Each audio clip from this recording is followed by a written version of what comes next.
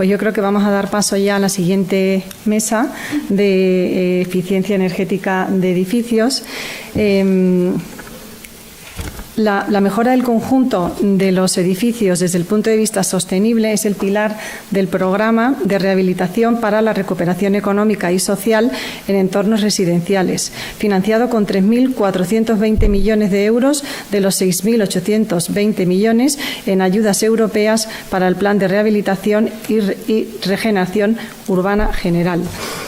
Contamos hoy con una estupenda mesa de ponentes, de extraordinarias juristas y profesionales que van a dar o van a explicar las distintas iniciativas legislativas y la necesidad de mejora o las barreras que hay en la renovación del conjunto de edificios. Doy paso sin más a la mesa. Muchísimas gracias. Muchas gracias. ¿Se oye? Sí. Me han dejado sin micro, esto es una trampa, ¿eh? Pero, bueno, da gusto moderar una mesa además toda femenina. Es un alegato, ¿no? ¿Verdad? En estos tiempos. Bueno, como bien han introducido, el tema de la rehabilitación energética de edificios constituye el grueso de la palanca 2 de los fondos Next Generation destinados a España. Son cerca de 6.800 millones, de los cuales vamos a recibir ya los primeros 1.600 millones destinados a rehabilitación energética de edificios residenciales. Hay unos 1.200 millones destinados a rehabilitación energética de edificios de la Administración y unos 1.000 millones aproximadamente también destinados a obra nueva de vivienda con función social, lo que se conoce como Build to Rent. Pero esos 3.800 millones destinados a residencial suponen un acicate que va a poder movilizar la reforma de unas 480.000 viviendas en 3 años. Eso es lo que se va a financiar, pero no perdamos de vista que estamos lejísimos de los márgenes europeos. En Europa, la recomendación de la Comisión es que rehabilitemos a una media del 2-3% del parque. En España tenemos 25,6 millones de viviendas. Según la ERESE, elaborada por el Ministerio de Transportes, Movilidad y Agenda Urbana, de esos 25,6 millones, el 70% es anterior a la primera reforma de eficiencia energética y habría que actuar sobre 10 millones de viviendas, descontando las segundas residencias. Eso supondría pasar de las 30.000 viviendas actuales a 400.000 viviendas año, no 480.000 entre años, lo que supone que los fondos van a financiar solo una pequeña parte. Y entonces, ¿qué es lo que sucede? Que nos encontramos en un marco en el que tenemos que impulsar no solo esa toma de decisión en las comunidades de propietarios, ese cambio cultural, sino que además tenemos que hacer las cosas muy bien para que eso permanezca y perdure y establezcamos una velocidad de crucero, que podamos rehabilitar anualmente esas 300.000 viviendas que nos situarían en el 2% anual, que es la recomendación para poder cumplir con la descarbonización de nuestras ciudades en 2050.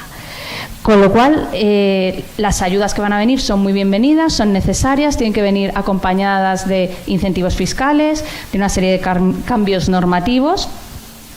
Van a financiar o van a subvencionar entre el 40 y el 80% de cada actuación. Y esa financiación se va a dar siempre con la condición sine qua non de mejora de eficiencia energética. Pero debido a las condiciones del parque español, que es muy anticuado y que tenemos que adaptarnos también a nuevos modos de vida, a un envejecimiento de la población, etcétera, el decreto establece, el decreto ley va a establecer que también se puede intervenir en estas rehabilitaciones desde una perspectiva de conservación, de mejora de la accesibilidad y también de digitalización de nuestros inmuebles, lo cual supone una oportunidad añadida para mejorar nuestra calidad de vida, salud, confort, etcétera, y modernizar nuestras ciudades. Entonces, estamos en un contexto ideal para poder impulsar estos cambios y convencer de una manera didáctica a la población española, que no está acostumbrada a acometer la remodelación de los inmuebles, pues de que realmente esto influye en su calidad de vida. Yo creo que además en el contexto post-COVID todos somos conscientes, hemos sido más conscientes de la importancia del entorno construido y de la importancia de nuestras viviendas en nuestra salud y en nuestra calidad de vida. Así que, a ver qué contexto tenemos, qué situación tenemos, qué barreras nos encontramos, cómo podemos salvarlas. Jerusalén socia de sostenibilidad y buen gobierno de KPMG, desde una consultora multinacional, ¿cómo veis la oportunidad de financiación, el impacto económico, social, cultural, el impacto en el empleo de estos fondos? Muchas gracias por la pregunta. No sé si se me escucha bien. Gracias también a Santander por esta invitación y a la Universidad Complutense por acoger este curso en el que me encanta volver después de un montón de años que hacía que no venía a un curso de verano del Escorial. Y efectivamente, totalmente de acuerdo contigo en la gran oportunidad que tenemos y en la relevancia absoluta que tiene esta materia cuando hablamos en un entorno de fondos europeos como es este magnífico curso que Santander está organizando, ¿no? Como tú comentabas, y por aportar algún dato más que para mí es inspirador o revelador, ¿no? El 85% de los edificios de la Unión Europea tienen más de 20 años, pero además entre el 85 y el 95% de esos edificios van a seguir en pie en el año 2050, que es cuando se supone que todos vamos a ser neutros en carbono en Europa. ¿Cómo vamos a ser neutros en carbono en Europa en un parque de edificios que en este momento supone el 30% del consumo energético y que además supone el 35% de las emisiones de gases de efecto invernadero? Esto no es muy diferente en España, es prácticamente los mismos datos en España. El potencial, por lo tanto, que tenemos de ahorro, de eficiencia energética, de incorporación de todas las mejoras que tienen que venir asociadas a este sector es brutal, para lograr los objetivos, pero fundamentalmente también para otra cosa. En estos días estamos hablando, y además desde ayer mucho y en la prensa, de la liberalización de esos primeros fondos, de esa primera adjudicación de fondos para algunos países, los principales países europeos, en los que ya se nos ha aprobado nuestro plan de recuperación, transformación y resiliencia. Efectivamente, ese es el principal motivo por el que todas estas iniciativas se les está dando números o se les están dando cifras, ¿no? Pero estos planes de recuperación vienen acompañando un plan anterior, que es la bola de cristal de la que se ha dotado Europa para saber hacia dónde tenemos que ir, que es el Green Deal, ese Green Deal europeo que apalanca también todos los planes de recuperación, ¿no? Es en ese Green Deal donde también tenemos unos objetivos muy ambiciosos vinculados con este sector, con el sector de la renovación de edificios o de la construcción sostenible, ¿no? Y en ese marco, en el marco de ese Green Deal y en el marco del plan europeo, se espera que 35 millones de edificios sean renovados para el año 2030. Hoy veremos cuáles van a ser las principales líneas que todos estamos a la espera, ¿no? Del Fit for 55, a ver cuáles son esas iniciativas. No serán muy distintas de las que ya se están presentando en las iniciativas estratégicas del Green Deal, pero seguramente tendremos objetivos más ambiciosos, ¿no? Para poder llegar a esos 35 millones de edificios renovados en el año 2030. Eso va a suponer 160.000 nuevos puestos de trabajo adicionales a los puestos de trabajo que ya moviliza este sector. Y aquí es donde me quiero detener un poco cuando hablamos de oportunidad. ¿Qué significa oportunidad? ¿Qué significa oportunidad del sector en el marco de fondos europeos y en el marco, sobre todo, de la expectativa de recuperación sostenible que tenemos delante de nosotros, ¿no? Significa que probablemente este sector es el que más va a movilizar pymes, más va a movilizar autónomos, y no solo en los territorios principales de nuestro país, sino también en todos los territorios, ¿no? Logrando también ese objetivo de configuración de nuevas alianzas, ese objetivo de articulación de los territorios y de avanzar hacia la mejora del rendimiento y del desarrollo social de esa España vaciada que llamamos, ¿no? Estos 160.000 nuevos puestos de trabajo adicionales van a requerir, como antes también se mencionaba, upskilling, reskilling, etcétera.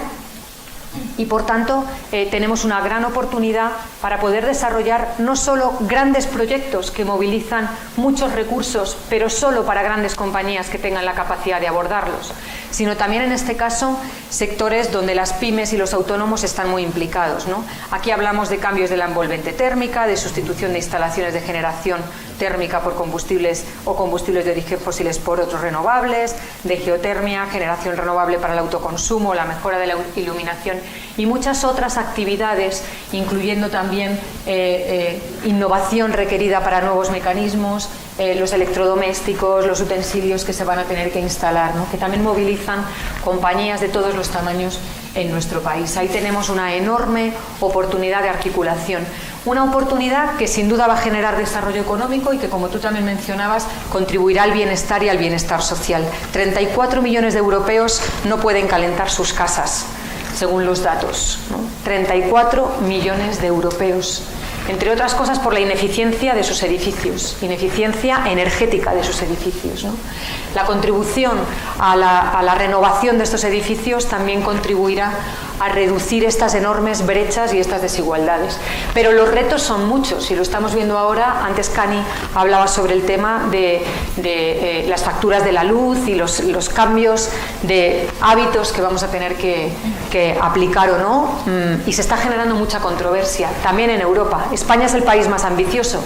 No es lo mismo en Polonia, no es lo mismo en Portugal, no es lo mismo en Francia, donde la realidad de sus planes de recuperación es otra y donde los objetivos que ellos tienen de la rehabilitación de edificios también es otra, y sus políticas y los recursos que van a destinar son muy distintos, ¿no? En España tenemos un reto, tenemos una enorme oportunidad, tenemos una gran posibilidad de capilarizar estos fondos y esta contribución económica para que llegue a más y mejor, pero tendremos que hacerlo bien. Hay una parte de financiación que no va a ser de los fondos, que las entidades financieras van a poder participar allí también, tanto con las entidades públicas como con las personas privadas, las comunidades de vecinos. Esto plantea también enormes retos que después mis compañeras seguramente comentarán mejor de lo que pueda hacerlo yo, pero hace falta también mucha articulación, ¿no? Y poder generar alianzas que nos muevan y que nos movilicen para poder aprovechar esta oportunidad. Muchas gracias, Jerusalén. ¿Se me oye? Sí. Bueno, tú lo has mencionado, pero es que además la diversidad de las propias condiciones de cada uno de los países europeos hace que, por ejemplo, en España no se pueda justificar solo con el ahorro energético la inversión. Esa es una cualidad por nuestro clima. Sucederá también en los países del sur. Por eso mismo, desde el Ministerio en la ERES se está analizando la necesidad de incorporar otros parámetros en esa rehabilitación que no puede ser solo energética, aunque condición sine qua non debe serlo para poder cumplir, ¿no? Pero que tenemos que aprovechar también para modernizar ese parque. Hay más de 2 millones de edificios en España sin ascensor. Eso significa que hay 4 millones de personas que en un momento dado a lo mejor no pueden salir. ¿Cómo les vas a decir? Vas a ahorrar. Yo lo que quiero es tener movilidad, es decir, tenemos que tener esa visión transversal y complementaria para aprovechar y modernizar y optimizar nuestro parque edificado. ¿Qué sucede en un panorama en el que tenemos que cumplir con esa directiva? Ahora tenemos subvenciones, seguramente las entidades financieras ante la oportunidad también van a tener que posicionarse y financiar estas actuaciones, porque la ayuda solo se concede post justificación de la mejora energética. Es decir, va a haber que contar con una financiación previa. Pero si no se cumple, ¿qué pasa? ¿Qué pasa con las casas que no puedan acometerlo, con las casas que no obtengan la subvención o la ayuda? Va a ser un deber el tener que optar por la eficiencia energética, el tener que va a tener imposiciones legales en posibles impuestos, no lo sé. Tenemos a Ana Sala, socia en materia de buen gobierno corporativo y sostenibilidad en Cortés Abogados. ¿Cuál es su opinión, Ana? Muchas gracias. Sí.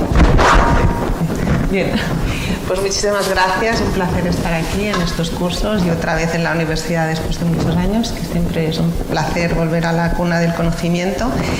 Y bueno, yo, ¿qué me gustaría explicar después de lo que has comentado, ¿no? Efectivamente hay como muchos propósitos, muchos objetivos, muchos deberes, muchos proyectos, mucho dinero, pero al final hay como una avalancha, ¿no? Una avalancha y como un vértigo. O sea, ¿qué hacemos con todo esto? Todo el mundo está ahora muy inseguro, ¿no? O sea, ¿qué significa? ¿Qué tengo que hacer? ¿Dónde tengo que preguntar? Evidentemente lo que necesitamos ahora... Pero lo cojo en la mano y así, sí. Entonces lo que necesitamos ahora es seguridad, una seguridad jurídica, ¿no? Y es muy importante reflexionar que no estamos aquí porque de repente hemos caído del vacío, sino que tenemos todo un desarrollo, tenemos un pasado y tenemos una historia del derecho de la energía. Y eso es lo que ahora se está conformando. Lo que estamos creando son los principios de un nuevo derecho que va a regular la energía, no la energía en sí misma, sino cuál es el marco jurídico que debe ordenar, desarrollar y cuáles son los principios básicos que debemos tener en cuenta para poder desarrollar toda esta normativa que ahora necesitamos, que ya está en marcha, pero diríamos que la normativa que ahora está surgiendo aún no sabe exactamente qué es lo que tiene que proteger y cuáles son los principios, ¿no? Y para ello es muy importante ver, como decía, de dónde venimos. O sea, el derecho energético nació originalmente hace los años 70-80, donde lo principal era el petróleo y el gas. O sea, estábamos ahí buscando petróleo y gas donde fuera, y lo importante era mantener la producción y el suministro de gas. Daba igual las consecuencias que tuviera, porque en ese momento no éramos productores ni de gas ni de petróleo y queríamos tener fuentes de energía para nuestro país. Entonces ese fue un primer marco jurídico, un primer modelo de energía, buscar la energía, daba igual lo que sucediera. Posteriormente ocurrió que evidentemente la Unión Europea se fue abriendo, hubo una liberalización y lo que se reguló en ese mercado de la energía era la regulación, la competencia, lo que se nos explicaba antes Cani. Teníamos energía, teníamos mercados internacionales y debíamos regular esos mercados. Resumiendo muchísimo, El siguiente paso ya fue pues la caída del muro de Berlín, la Unión Europea se amplía y lo que ocurre es que aparece un mercado internacional donde ya aparecen los primeros problemas de la atmósfera, donde se empieza a ver que hay un cambio climático y donde empiezan a haber unas actuaciones internacionales como Kioto, el protocolo de Kioto, donde empiezan a decir cuidado que no vamos bien. Y por lo tanto los principios, los objetivos internacionales van ya apuntando hacia una protección de la energía, de las consecuencias de la energía. Y ahora mismo, hace poquísimo, desde podríamos decir el 2010, pues estamos en un nuevo marco jurídico que se está creando. Se está creando, ha coincidido con la pandemia y a pesar de que la pandemia evidentemente ha tenido muchas consecuencias negativas, ha sido una alerta. Es una alerta que nos ha dicho, cuidado, lo que estabais haciendo estaba mal, pero es que es peor. Es peor porque cuando entramos en nuestras casas y nos encerramos en nuestras casas, vemos, sobre todo en el tema de edificios, que hay muchas cosas a mejorar. Entonces estamos en ese momento, estamos en el momento en que el derecho de la energía se está formando y es un derecho donde la sostenibilidad es clave, donde uno de los principios que informan estas normas que están apareciendo y que se tienen que desarrollar es el principio de la sostenibilidad.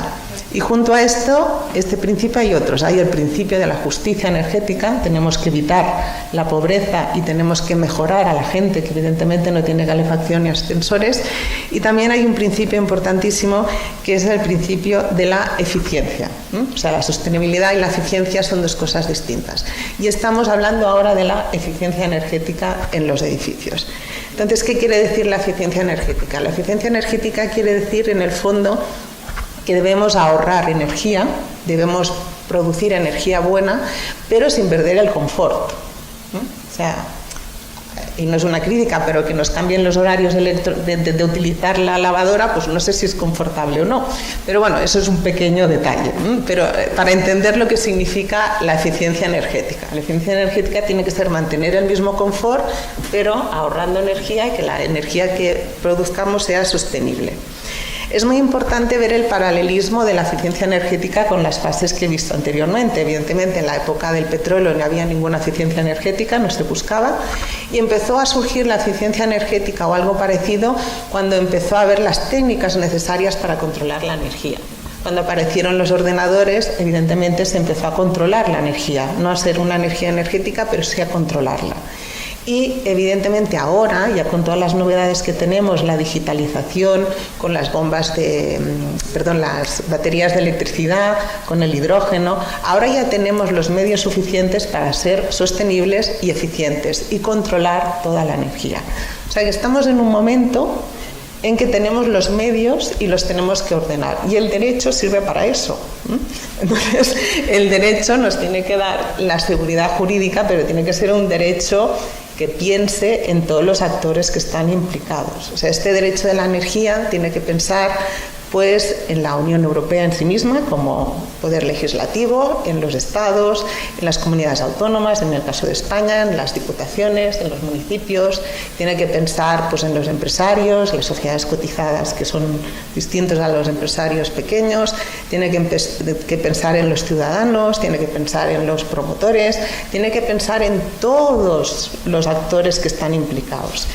Y sobre todo, y ya bajando más al tema, tenemos que pensar en la ciudad. Como tú decías, la ciudad es un núcleo fundamental en esta evolución del derecho de la energía y en la sostenibilidad.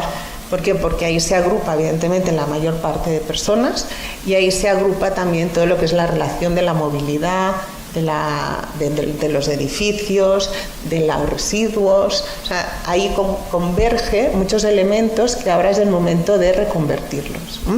Entonces, cuando el ciudadano ve todo esto, yo creo que le causa realmente un vértigo impresionante, porque solo ve gastos. O sea, impuestos, tasas. Entonces, lo que debemos hacer es que ese derecho, que es un derecho que todos tenemos a vivir mejor y a conservar un mundo mucho mejor o igual para nuestros hijos, pues lo que tiene que provocar o producir este derecho, este nuevo derecho de energía, es permitir que todo eso pues tiene las ayudas fiscales, financieras, de entidades de crédito, que exista pues un medio que esa carga, que tiene que ser una carga y no una obligación, pues sea mucho más asequible, porque si no, evidentemente, si la gente no ve que eso es posible y que no se van a arruinar consiguiendo un mundo sostenible, no va a ocurrir.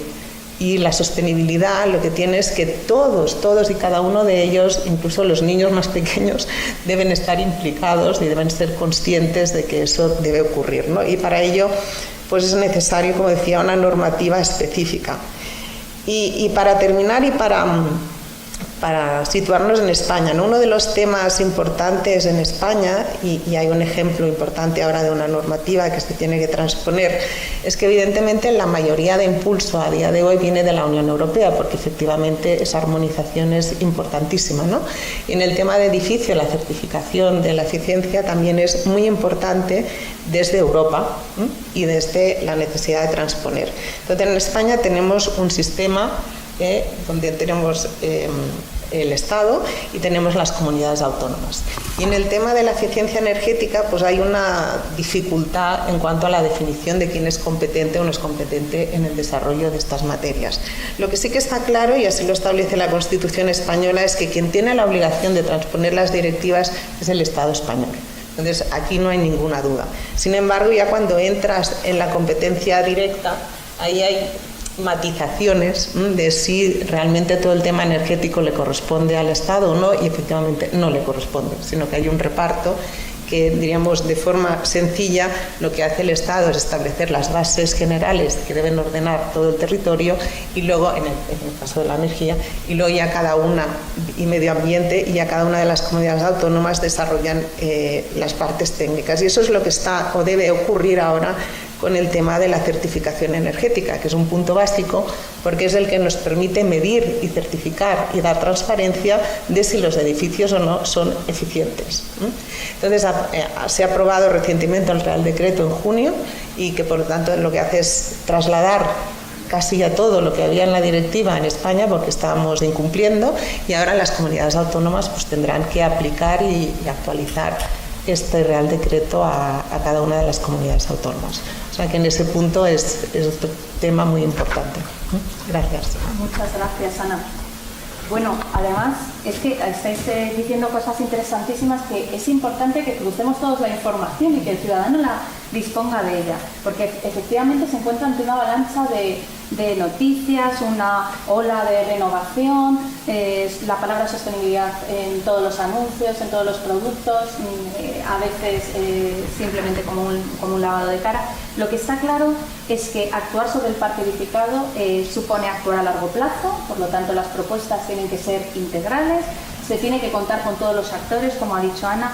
Las ciudades consumen ese porcentaje altísimo de energía, pero además el sector de la edificación y la construcción es responsable de hasta el 40% de las emisiones de CO2 en toda su cadena de valor, desde la extracción de los materiales, transporte, etcétera, con lo cual es un sector que tiene ante sí además un reto de modernizarse y de acometer medidas en torno a la economía circular y a la propia descarbonización de los materiales y los procesos. No podemos rehabilitar y no usar materiales que contaminen o que generen mucha huella, porque entonces habrá huella embebida, ¿no? Por ejemplo, tenemos un contexto, además, en el que está la Agenda 2030 aprobada por Naciones Unidas en el 2015, que ya fue un acicate para lanzar toda la sostenibilidad de manera transversal en todos los sectores, tras el fracaso de los objetivos del milenio. Nos quedan 10 años para esa Agenda 2030. Estamos ya todos empezando a pensar en el 2050, porque los 10 años se nos quedan cortos. El Green Deal, efectivamente, como ha dicho Jerusalén, ya identificó 3 sectores estratégicos: el agroalimentario, energía, transportes y housing, y acertadamente ha vinculado todos los fondos también a estos 3 sectores estratégicos con la digitalización transversalmente como herramienta. Pilar Cuesta, letrada del Consejo de Estado y doctora en Derecho. ¿Qué importancia fundamental tiene en el impulso de la rehabilitación de los edificios el marco global? Tenemos la COP26 en Glasgow dentro de nada, los ODS, Naciones Unidas, futuras agendas o compromisos, la Round Table americana, Davos. Parece que todo es viento a favor para que tomemos estas medidas. Parece que el sistema legislativo avanza también para ordenar todo esto y que los ciudadanos tengan claro por dónde tienen que ir. Desde tu conocimiento, ¿cómo afecta internacionalmente a España este marco global y por dónde crees que se va a ir avanzando? Muchas gracias.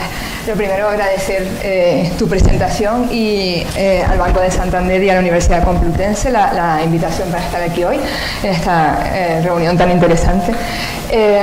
Pues en efecto, como bien señalabas, yo creo que el contexto actual se debe o se puede observar desde una perspectiva más elevada, más amplia, que presenta pues la transversalidad que tú antes sugerías y las dificultades que plantea la adopción de medidas concretas en materia de rehabilitación de edificios, pero también en otras muchos ámbitos que ahora mismo están incluidos en el plan, por ejemplo, español de recuperación, transformación y resiliencia, pues yo creo que solo van a poder acometerse a través de un esfuerzo ímprobo en el que es necesario adoptar numerosas medidas legislativas, pero también tratando de buscar sinergias entre las actuaciones y tratando de establecer un tejido normativo que permita interaccionar sector público y sector privado por un lado, y por otro lado que las actuaciones no sean monolíticas, sino que se expandan a otras muchas actividades y sectores que están vinculados con la eficiencia energética, por ejemplo, en el caso de la rehabilitación de edificios. Por eso yo quería hacer una pequeña referencia al contexto global, efectivamente, que rodea, ¿no?, la situación actual. En efecto, como hiciste antes referencia a la Agenda 2030, bueno, el Pacto Mundial en 1999 supuso los objetivos del milenio, fueron un cierto fracaso porque no se consiguieron resultados materiales, pero sí es cierto que sentaron las bases, el sustrato sobre el cual después se ha construido toda la actuación de las Naciones Unidas en materia de actuación global y en materia de sostenibilidad, que es un concepto que en efecto que cada vez aparece más en más ámbitos porque está impregnándolo todo. Bien, el Pacto Mundial bueno, fue un primer llamamiento al sector empresarial, fundamentalmente tratando de vincularles en su actuación y en el diseño de sus estrategias con una serie de valores y de principios relacionados con derechos humanos, con medio ambiente, con cambio climático, y fue la primera y gran iniciativa de sostenibilidad corporativa promovida a nivel internacional. Sobre esta base, en el año 2015, la Asamblea General de las Naciones Unidas aprobó la Agenda 2030, que se sustenta en 17 Objetivos de Desarrollo Sostenible que se pretenden articular hasta el año 2030. y que aunque tienen como objetivo último acabar con la pobreza extrema, porque todos estos temas muchas veces de eficiencia energética, de cambio climático, de transformación en la que estamos sumidos, como tú antes señalabas, debe de atender no solo al resultado final, sino a toda la cadena a través de la cual, a cuyo través se articula toda esta transformación, porque en muchas ocasiones ocurre que conseguimos una estabilidad energética, una mejora a nivel climático en los países desarrollados, pero a costa de empobrecer aún más y contaminar más aún a los países no desarrollados, que son aquellos que al final prestan sus recursos y sus medios a participar en muchos de esos elementos de la cadena, en la que finalmente resultamos beneficiados los países desarrollados. Entonces, desde esa perspectiva, la ONU ha querido acabar con la pobreza, pero articulándola a través de una serie de objetivos para esa consecución, y muchos de esos objetivos están muy vinculados con el tema de la rehabilitación de edificios, porque la acción por el clima, el 13, está vinculado, influye además mucho en el tema de los ecosistemas terrestres, que es el objetivo 15, y la vida submarina, el 14, la energía asequible y no contaminante, no solo para los países desarrollados, sino para los países no desarrollados, del objetivo 17, que consigamos promover, establecer en la medida de lo posible comunidades y ciudades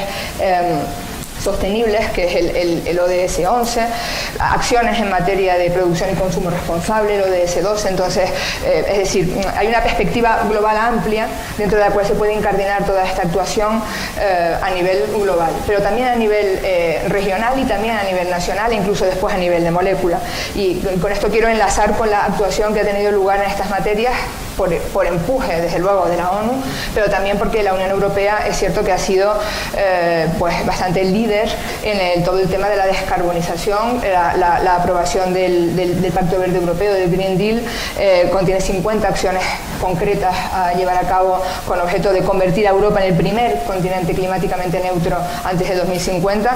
Se lo propone firmemente. Yo creo que ha sido una actuación que, además de valiente, ha generado una actividad paralela de otros países y de otros continentes que tratan de ponerse a la altura de esta iniciativa, con lo cual me parece que ha sido muy valiente, muy heroica, pero que realmente obliga a los países de la Unión Europea a asumir unos compromisos a una velocidad de sprint, por así decirlo. Entonces, eso se une a que estamos, como antes señalaba efectivamente Ana, en lo que se llama la década de la acción. Nos quedan 10 años para cumplir la Agenda 2030, un poco más para el año 2050, pero son muchos los retos que tenemos y muchas las actividades a desarrollar. Entonces, quería señalar en relación con el contexto europeo dos aspectos concretos, no solo el Green Deal, que me parece que es muy interesante desde luego, sino también el Plan de Acción para Financiar el Crecimiento Sostenible del año 2018, porque a través de este Plan de Acción y en relación con el mismo se ha aprobado, por un lado, el Reglamento de Divulgación en el año 2019 y por otro lado el Reglamento de Taxonomía en el año 2020, y yo creo que es muy interesante señalar la vinculación que está teniendo lugar en tema de sostenibilidad con gobierno corporativo, con ESG, es decir, hay un entramado de materias que están conectadas, hay sinergias que se pueden desarrollar. Por eso señalaba antes que yo creo que todo el tema de eficiencia energética, renovación de edificios, no solo recae sobre el sector privado, también recae sobre el sector público, y dentro del sector privado no solo a nivel individual, a nivel comunidades de vecinos, sino también a nivel empresas, es decir, hay una actividad que desarrollar en materia energética también para las propias empresas, sus propios edificios, sus propias actuaciones, y que se pueden articular y canalizar a través del ESG, a través del gobierno corporativo, a través de todas las estrategias que se desarrollan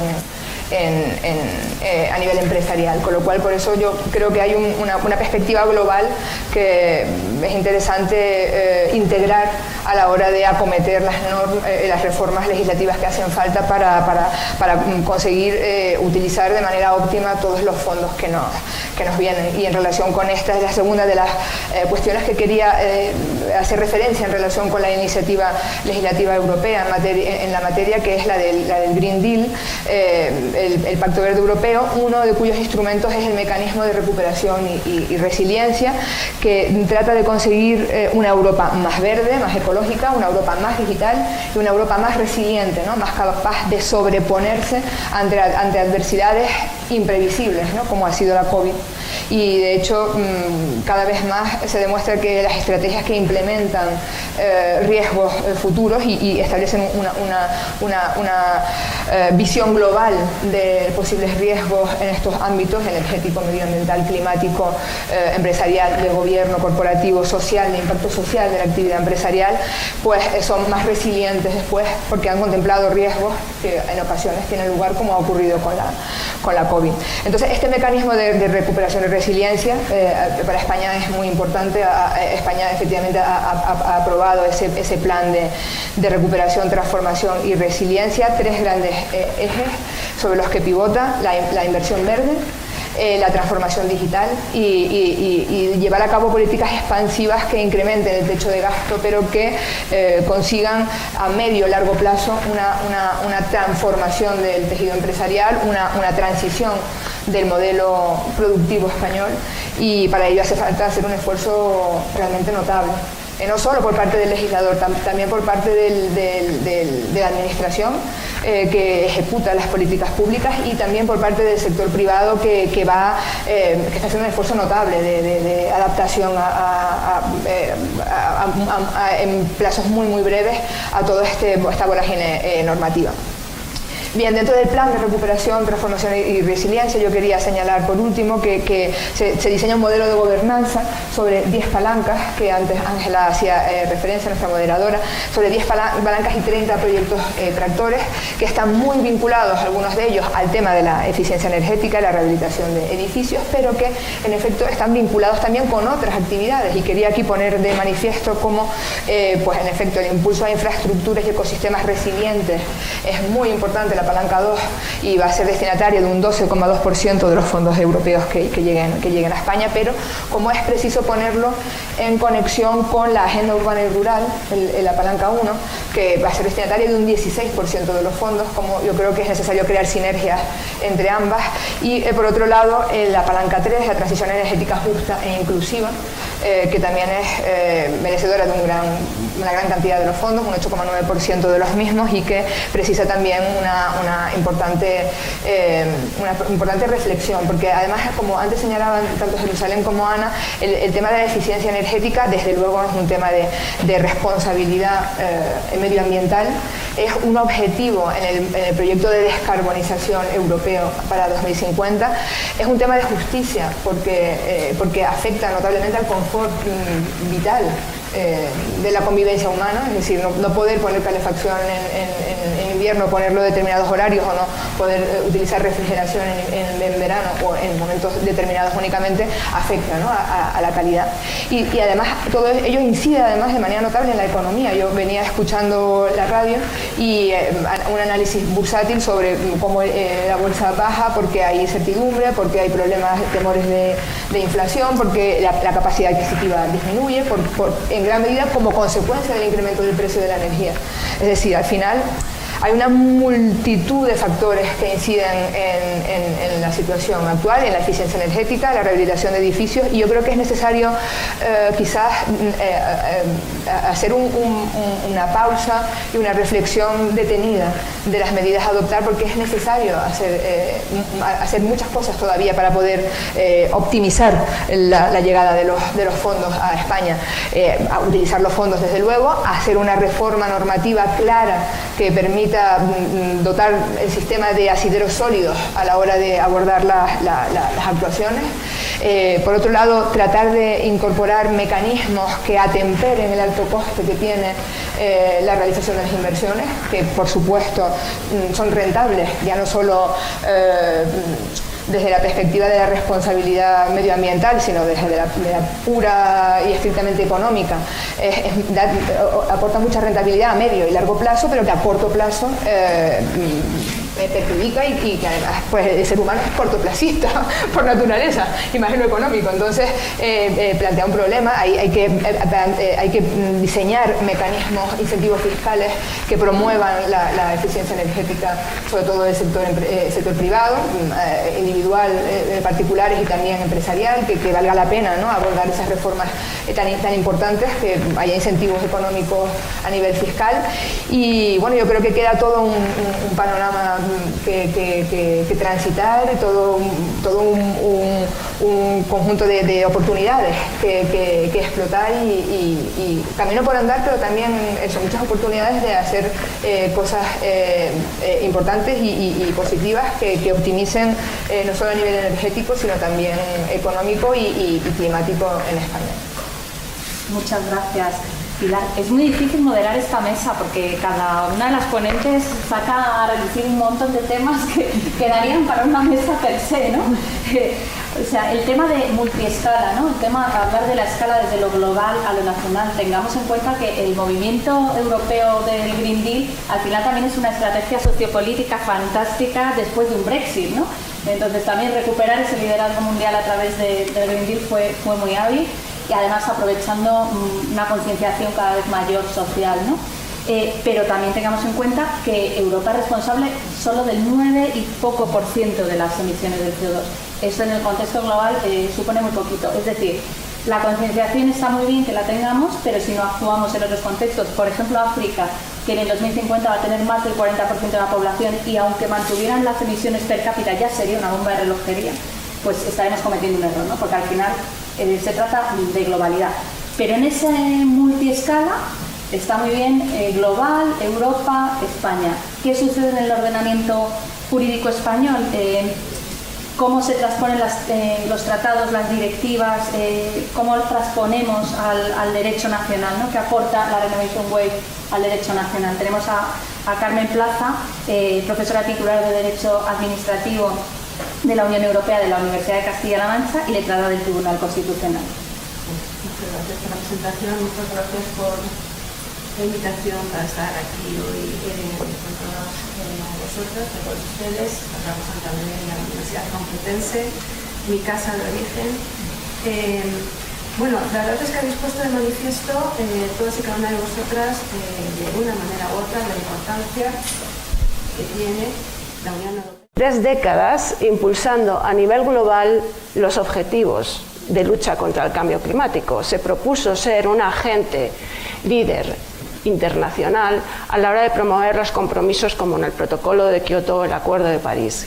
Y adentra esos compromisos en los que ha sido realmente bueno, pues un agente líder, los ha ido articulando a través de estrategias y objetivos cada vez más ambiciosos con los que ha querido demostrar que se puede hacer y que se puede luchar contra el cambio climático de forma eficaz. El protocolo de Kioto adopta la estrategia 2020, reducción del 20% de emisiones con respecto a 1990, incremento de las energías renovables con respecto a 1990, reducción del consumo, eficiencia energética 20% con respecto a 1990.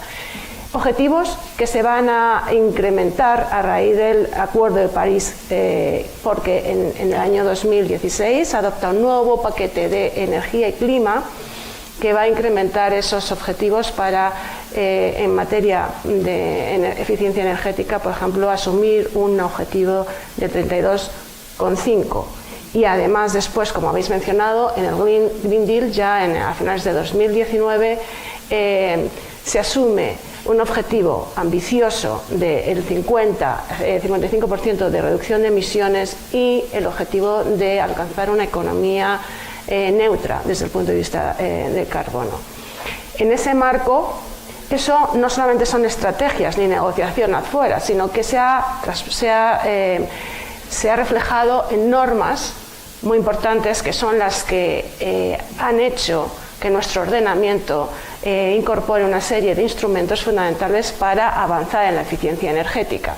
Y hay 2 directivas fundamentalmente. La Directiva de Eficiencia Energética General, adoptada en el año 2012 a raíz de la Estrategia Europa 2020, donde, entre otras cosas, pues, se van a establecer la obligación de los Estados miembros de adoptar esos planes a largo plazo de renovación energética del parque inmobiliario, que de ahí vienen nuestros planes.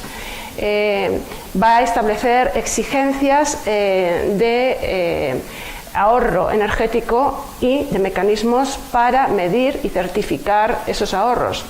Ana ha mencionado que la política o el derecho a la energía sin poder medir no sirve de nada. En el momento en que exiges que se mida a través de certificaciones de ahorro energético, estableces una metodología común para medirlo. Además estableces cosas tan básicas como contadores individuales para que cada uno de nosotros sepamos lo que estamos consumiendo en calefacción, en agua caliente, en refrigeración.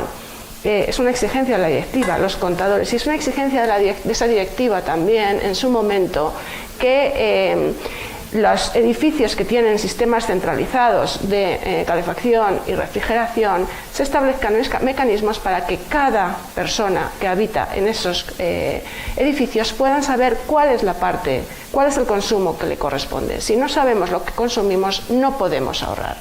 Eso, por una parte. Esa directiva ha sido modificada en el año 2018 precisamente a raíz del nuevo paquete Energía y Clima, a raíz del Acuerdo de París. Se han incrementado. Esa directiva establecía el objetivo, intentaba conseguir el objetivo del 20% de reducción de consumo energético con respecto a 1990. En el 18 se modifica para asumir el nuevo objetivo más ambicioso de eficiencia energética y se introducen, pues entre otras cosas, nuevas exigencias relacionadas con las auditorías energéticas a los consumidores finales o la introducción de tecnologías inteligentes para controlar de forma mucho más eficaz el consumo energético.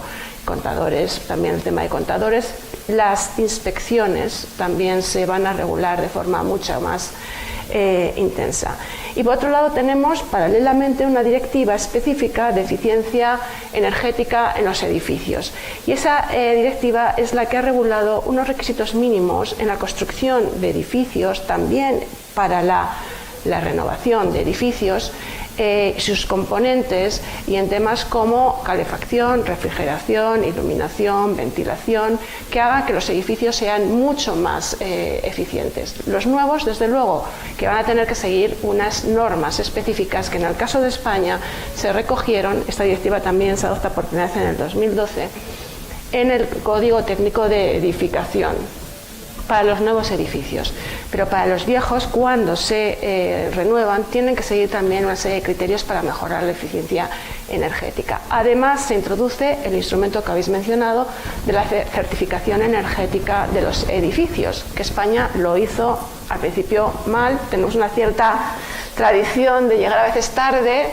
Y por supuesto que bueno, son demasiadas cosas que hacer y siempre algo queda un poco retrasado, pero en este caso la certificación se hizo para los nuevos, para los nuevos, no para los antiguos edificios, que cuando se van a alquilar o vender precisan de ese certificado de eficiencia energética. Eso nos costó una sentencia del Tribunal de Justicia declarando el incumplimiento de España del año 2014. Bueno, además está otra forma, esa directiva regula también de nuevo para los edificios temas de inspección, temas de control a través, información a los consumidores. Y en nuestro ordenamiento ha dado lugar también al reglamento de instalaciones térmicas de edificios, que van a regular todo el tema de las calderas, los contadores y la eficiencia que se tiene que ir intentando impulsar por las proveedoras, porque las nuevas directivas, las reformas del 2018, una de las cosas que hace es establecer la obligación a los proveedores de esos servicios de energía de coadyuvar o de ayudar o de articular la relación con su cliente de tal manera que ayude a reducir la factura o el consumo energético un 0,8. La factura no, que es una cosa distinta. La factura depende de lo que te cobren, pero el consumo sí.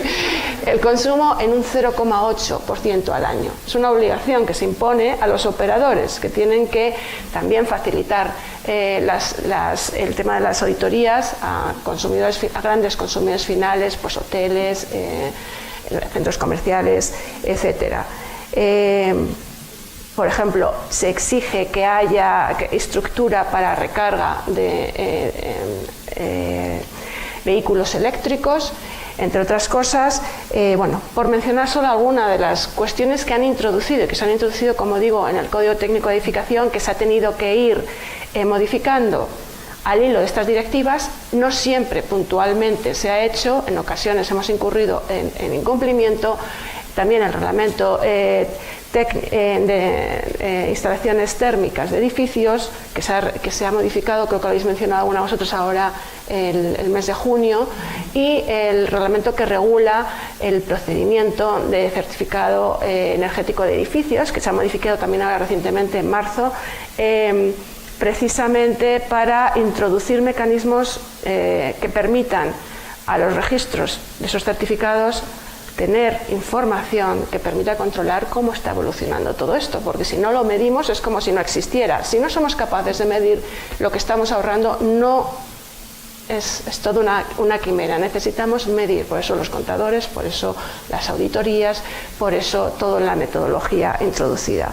Desde luego, todo lo que tenemos en este ámbito nos viene de la Unión Europea y es fundamental que el Estado pues vaya adecuando de forma en los plazos establecidos y de forma adecuada y correcta estas obligaciones, porque si no se generan no solamente muchísima inseguridad jurídica, sino además retrasos en el cumplimiento de estos objetivos tan importantes. En este marco, que el Green Deal, ya lo habéis mencionado, y la Renovation Wave, es una nueva comunicación que establece de nuevo criterios más ambiciosos y que en el caso de Renovation Wave lo que va a implicar es una reforma de nuevo de las directivas para establecer criterios mucho más exigentes. Y con eso acabo.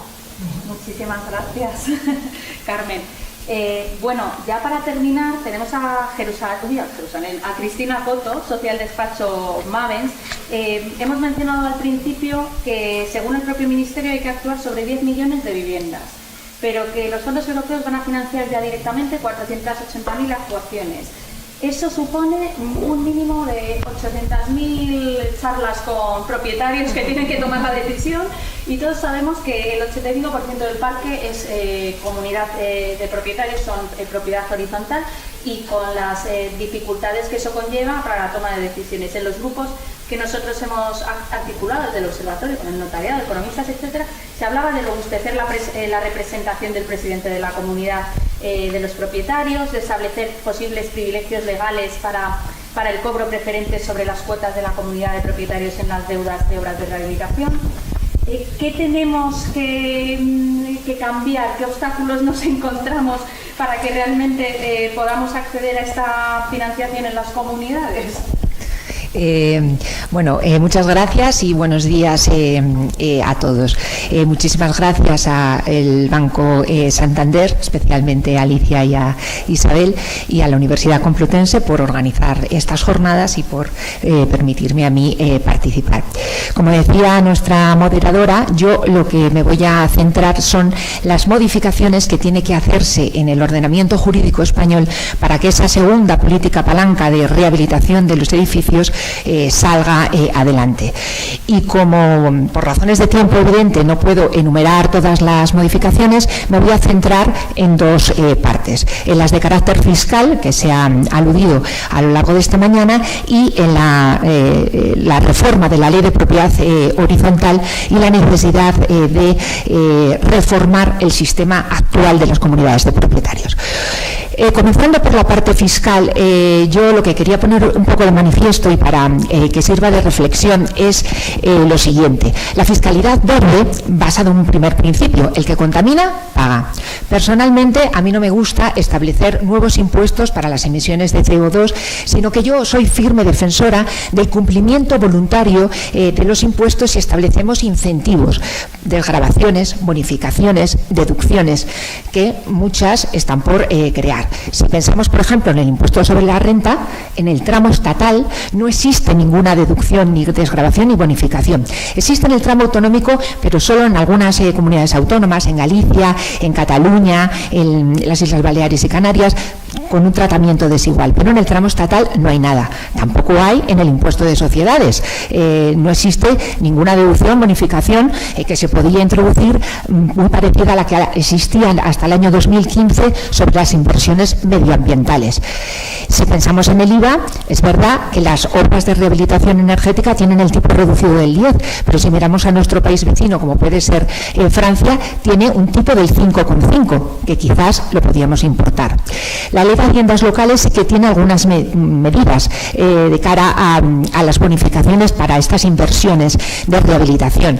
El impuesto del IBI, el famoso impuesto de bienes inmuebles, dice que tiene una bonificación del 50%, pero luego dice que serán desarrolladas por ordenanza local. Es decir, que serán todos y cada uno de los ayuntamientos lo que así lo establezcan. La realidad es que ahora unos 77 ayuntamientos la tienen y ninguno la tiene igual, ni siquiera todos tienen ese máximo del 50%, que ni siquiera sabemos si tenemos una política decidida de implantar ese tope del 50%.